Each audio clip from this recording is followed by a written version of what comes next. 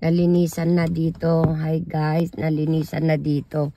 Kanya lang yung mga snow, nilagay nila dyan sa may gilid. Kaya tingnan ninyo kung gaano kataas.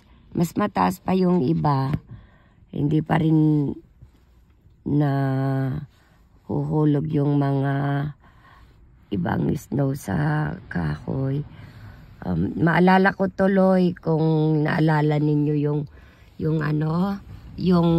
Christmas tree na may sabon, parang ganyan ganyan ang mga Christmas tree noon, yung may sabon, kaya naalala ko tuloy. Okay. Madaming dyan guys. Yan si Melo. Nandito kami ngayon sa school ni Apo para kuhanin siya. Okay.